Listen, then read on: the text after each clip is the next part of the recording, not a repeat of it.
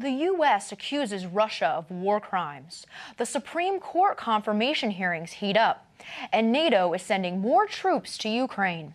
All that and more coming up on The Rundown.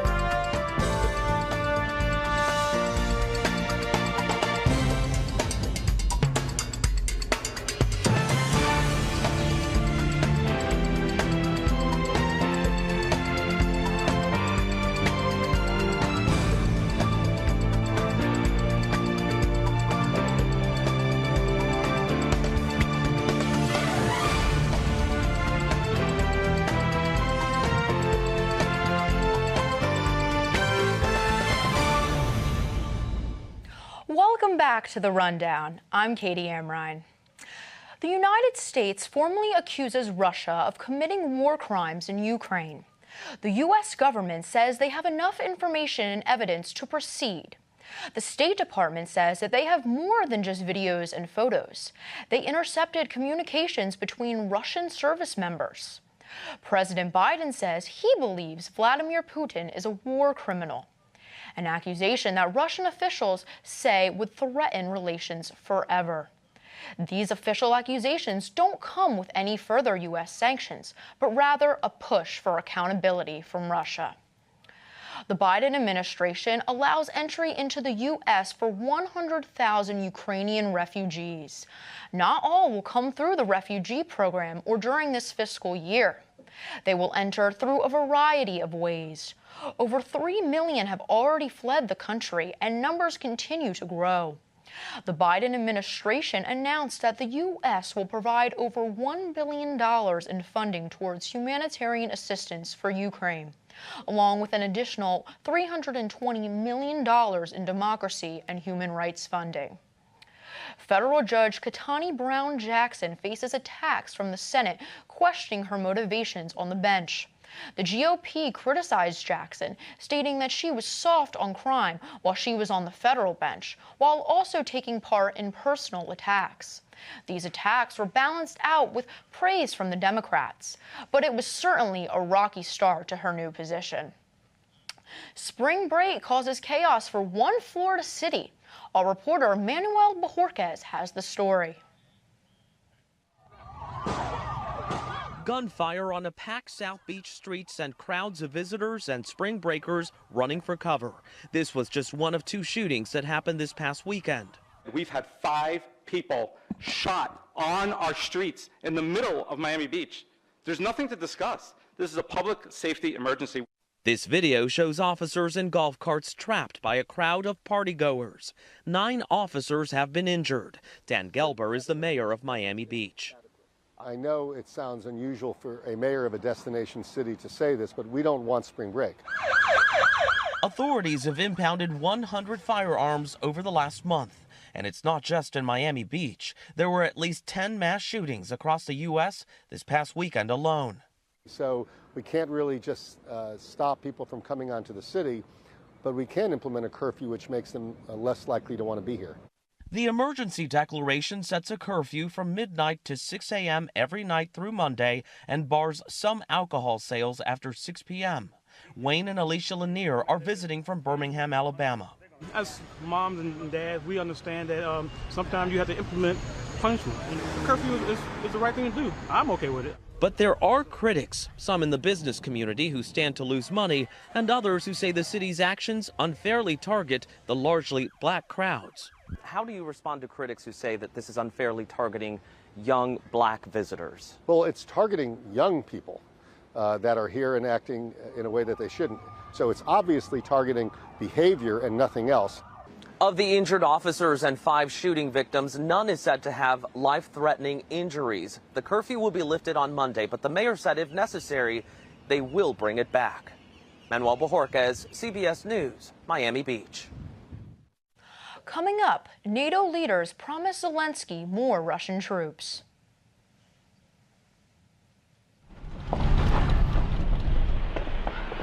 Got a quarter?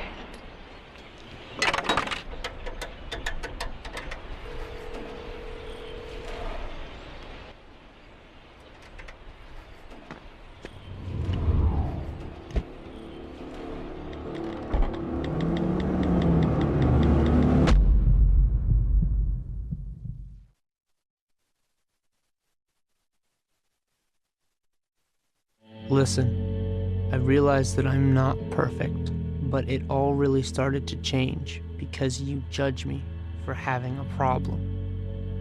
No one is going to know that I need help. I need help. I know that no one is going to judge me for having a problem. I realize that I'm not perfect, but it all really started to change because you listen. NATO is committing to, quote, major increases in troops. Additional assistance for Ukraine is expected to be announced, as well as possible sanctions on Russia.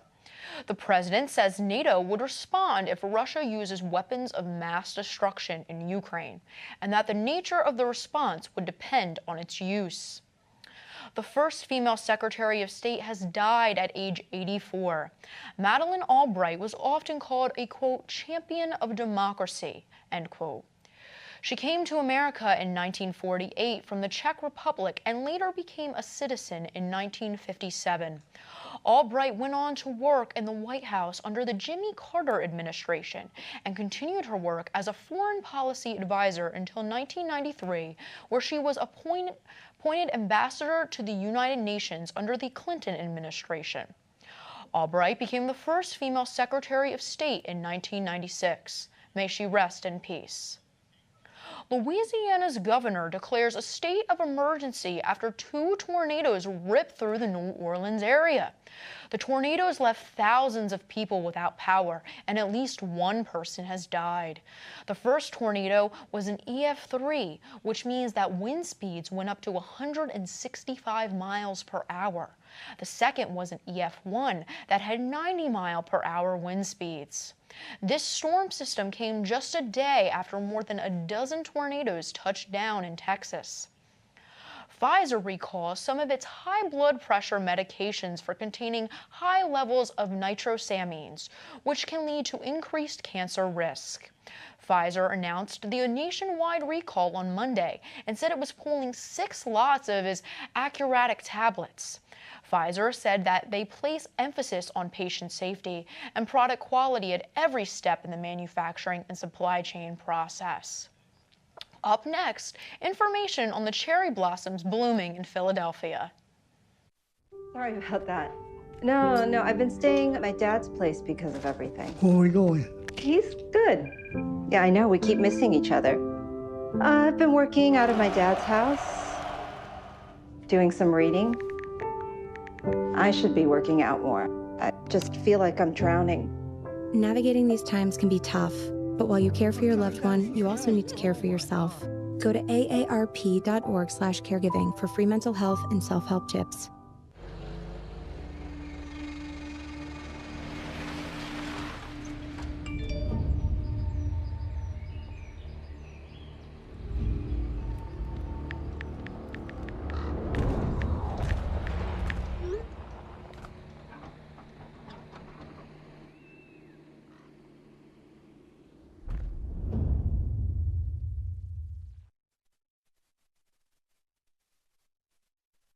Airlines across the country are asking President Joe Biden to lift the federal mask mandate on public transportation. The CEOs of American, Delta, and United Airlines say current restrictions, quote, no longer aligned with the realities of the current epidemiological environment. The current mandate is set to expire on April 18th. Spring is in the air as Philadelphia's Cherry Blossom Festival returns to the Shofuso Japanese Cultural Center. The festival will take place April 8th through April 10th in Fairmount Park. The trees already are starting to bloom, but organizers say that the timing of full bloom will work out perfectly for the festival. Philadelphia has more varieties of cherry blossom trees than Washington, D.C., and will certainly bring a burst of spring to the city. Coming up, Sienna has the latest on our entertainment news. Hello everyone, I'm Sienna Rampula and welcome to Entertainment. Amanda Bynes is finally free from her conservatorship. The child star was placed under conservatorship in August of 2013 amid mental health and substance abuse issues. But this February, Bynes filed a mental capacity declaration to tell the court that she was mentally fit to look after herself. The judge then ended the conservatorship on March 22nd. Wendy Williams asked for access to her money after finding out Wells Fargo is holding it from her. The bank froze the host out of her account, claiming that she is in need of a guardianship. They state that there is reason to believe that Williams is a victim of financial exploitation, but Williams vehemently denies these claims. Williams' lawyer wrote to the New York court system a letter that states, quote, "Despite Wells Fargo's assertions that its suspicions are genuine, their decision to deny Williams access to her financial assets for weeks without providing her or her counsel with adequate explanation or evidence to support its decision gives pause for concern about Wells Fargo's intentions," end quote. Meghan Markle releases a Spotify podcast to examine stereotypes about women. Archetypes is going to investigate the labels that hold women back in life in this podcast. Markle will have in-depth conversations with historians to uncover the origins of these stereotypes and how they affect women day to day. The podcast is expected to launch this summer. Thanks, Sienna. Next up, we have the weather. Stay tuned. You've got pre-diabetes, but with more exercise and a change in diet, it can be reversed. I've tried exercising. It just makes me hungry for bacon. I love bacon, too. And who really likes to exercise? Not me. Me neither. Nobody. So we're good? What? Oh, you still have pre-diabetes. Big time.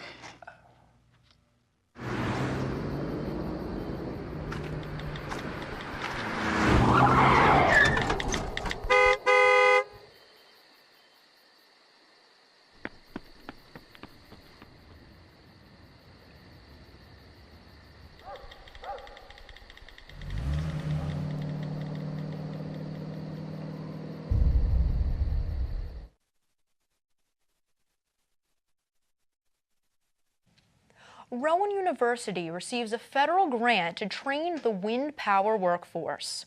The grant, worth $500,000, comes from the Funding for the People Act and will be used to help prepare students for New Jersey's surging wind power industry. The College of Engineering will also use the grant to develop specialized wind energy certificates for students enrolled in the 2+2 engineering technology program. President Hushmand spoke on the opportunity, stating, quote, "Such workforce development funding is critically important to the university's ability to prepare students to meet industry demands." The burglar that has been terrorizing Glassboro homes has been arrested. 28-year-old Jorge Najerda began his break-ins earlier this month, where the victim found him in her room. Later this month, he targeted another Glassboro home in which he stole the residents' underwear and mail, also while picking the locks to their bathroom and meeting the resident face-to-face in her room. Now, the latest from the Rowan Republicans Club. Melina Barnes sits down with two of its members. Good evening. Today I'm here with Patsy Watkins and Riley Kerr, who are members here of the Rowan Republicans Club. How are you guys doing today? Pretty well. Very great. Yes. So can you guys just briefly explain what the Rowan Republicans Club is, Riley? The Rowan Republicans Club is the only right-leaning organization that we have here at Rowan University. We actually hold that very proudly. All across the country, there's not a lot of right-wing representation, and here at Rowan University, we hold that pretty proudly, that we're the only organization. Mm-hmm. And can you guys explain why this is so important? Patsy, can you answer that? Of course. This is very important because different political ideologies and different ideals represented across a whole student body. Every person's different, every person's an individual, and across campus, generally, and even in the U.S., we have different ideals. the Rowan Republicans is not just for Republican students. It's also for, even if you don't consider yourself a Republican, but you have values, conservative values, it's a place where you can find like-minded people. Okay, so Riley, can you explain what your role is in the Rowan Republicans Club? I am vice president. And what is your role? And I am a student. So can you explain, because you're a freshman, so what was it like, that first meeting for you? At first I didn't know what to expect, and I myself, I don't identify as a Republican. I consider myself a conservative, right-leaning libertarian, which at first I thought it would be what I generally thought about Republicans. But in the end, I realized it's not, that it's actually quite fun. The meetings are fun, everybody is very nice, understanding, and you learn about different views, but also generally you agree to disagree in the end, because that's what getting to know people, getting to know a club is about. You can't judge a book by its cover. Right. So what is your favorite thing about being a part of this club? The meetings, and also the people, and also the events that we have. And what is your favorite thing about not only your role, but like just the club in general? Like Patsy said, the meetings. Getting together and seeing everyone every week is always a fun time. Sometimes we'll stay after and we'll play some cards. You know, I mean, obviously we have our fair share of political discussions, but it's always getting like-minded people together and talking about stuff that we all are passionate about. We also hold different events, like different political events. We debate the different political clubs on campus, so those are always a lot of fun. We actually have a debate on April 12th with the Rowan Democrats, which we're preparing for and we're super excited for. Okay, so can you just explain like what a typical meeting is like? Yeah, so the board will kind of run through all of our different jobs and how that kind of curtails for a different meeting. So we have our events coordinator who will kind of explain the different events that are coming up. Me and my president will kind of go through where we are with different like different political events on campus, like, you know, debates and stuff like that. So we'll kind of go through that, then we'll have our political discussions, and then usually after that we'll hang out, play cards, get to know each other. All right, well, thank you guys so much. I really appreciate you guys coming here. Thank you. All right. Coming up, this week's weather report. You can make retirement happen. Matt. After all, you made this vacation happen. Double points with every purchase? Cleverly merging promotions. Love it. Cross-referencing travel sites. And booking all your flights with those... Vouchers. I got us bumped. They were like, oh. But now they're like... Aloha. You aced this vacation. Now get the tips you need to get on track at aceyourretirement.org. What do you think it would be like to teach? Chances are, you have no idea.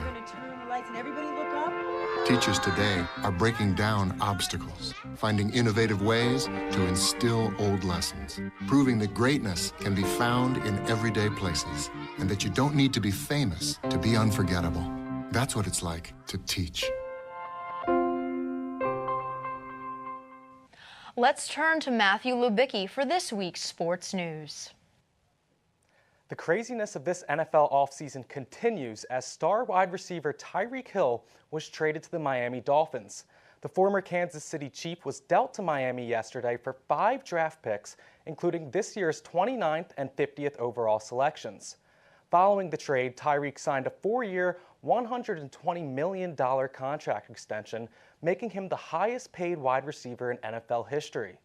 Hill racked up over 6,000 yards and won a Super Bowl in his 6 years with the Chiefs. The NCAA men's basketball tournament continues tonight, and surely will the madness that comes with it.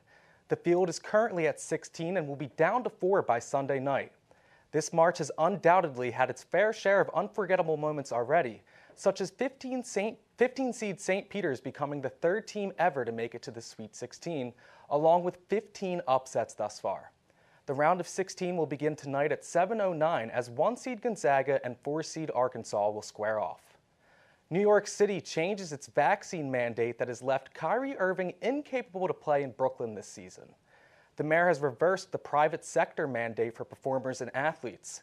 Attention was really brought to the situation when Irving was allowed to attend the game and sit courtside just a few feet away, but was not allowed to participate in the game. Kyrie will now make his return to the Barclays Center, and Nets fans will sure welcome him back as he is in the midst of a stellar season. Back to you, Katie. Let's take a look at this week's weather forecast. Tonight will be a rainy one, so make sure you bring your umbrellas, and temperatures could fall to as low as 47 degrees. Tomorrow will be the warmest day of the week with a high of 62 degrees and a low of 44. However, things look pretty dreary Saturday through Monday. Saturday, there is a 43% chance of rain with a high of 53 degrees. Sunday and Monday are both windy and chilly. Sunday has a high of 47 degrees and a low of 24, and Monday has a high of 39 and a low of 24. Tuesday, things will begin looking up as the sun finally makes an appearance the majority of the day with a high of 47 and a low of 31. That's all for the rundown tonight. On behalf of our entire news team, we wish you a good night.